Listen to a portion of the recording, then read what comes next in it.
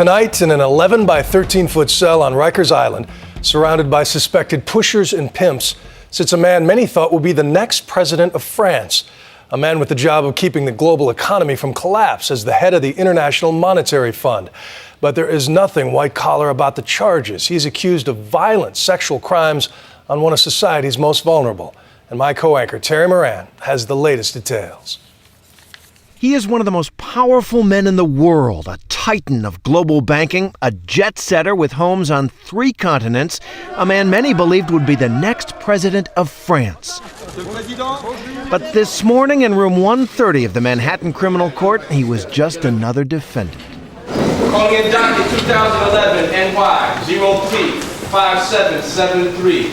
Dominique Strauss-Kahn. Step up, Mr. Kahn. Stand right here, Mr. Judge, please. Dominique Strauss-Kahn, 62 years old and unshaven after 2 nights in a New York jail, stood stone-faced as the prosecutor announced the grim charges against him. The defendant restrained a hotel employee inside of his room. He sexually assaulted her and attempted to forcibly rape her. When he was unsuccessful, he forced her to perform oral sex on him.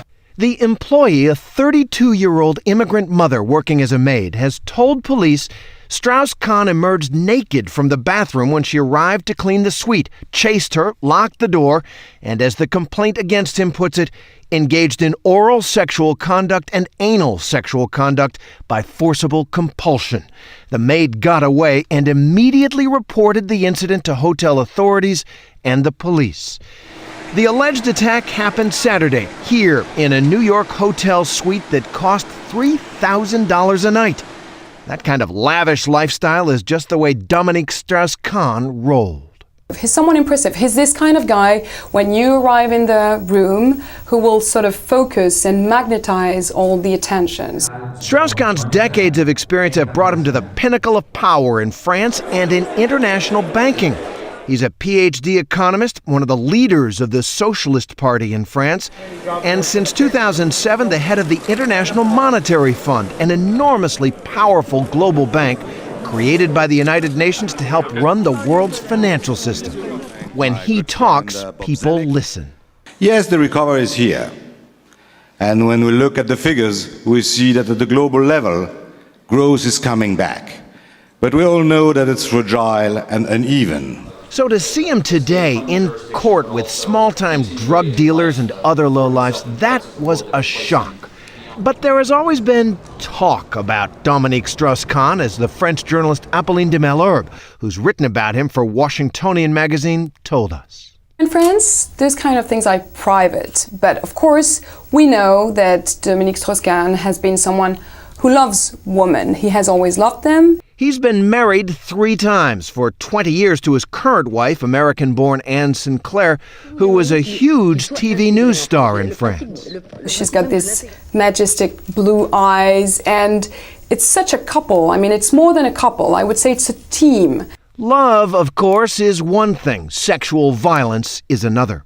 Très très mal fini parce qu'on a fini par se battre quand même, donc ça s'est fini. 4 years ago on a TV talk show, a young French writer, Tristan Banon, said Strauss-Kahn attacked her in 2002. Il a dégrafé mon soutien-gorge, il a essayé d'ouvrir mon jean. Banon never pressed charges. Her mother, fearing for her career, told her not to. In court today, the prosecutor said the powerful defendant was a flight risk and should be denied bail. He is a person of means, sophistication. By all appearances, he has the resources to evade capture and prosecution were he to be released. In fact, Strauss-Kahn was arrested on board a plane at JFK Airport about to take off for France. More evidence, prosecutors say, of guilt. But his lawyer, Benjamin Brafman, argued otherwise, forcefully.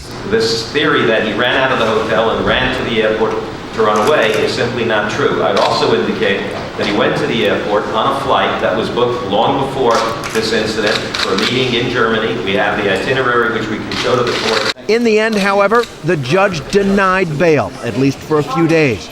Police investigators have gathered forensic evidence from Strauss-Kahn, fingernail scrapings and the like, to try to prove a crime of violence took place. But his lawyer says it's all a mistake. We'll prove in our judgment that Mr. Strauss-Kahn is innocent of these charges, We think this case is very defensible, and his principal intention is to try and clear his name and reestablish his good name. But tonight, Dominique Strauss-Kahn sits in an 11 by 13-foot jail cell at New York City's Rikers Island, a long way from a $3,000 hotel suite.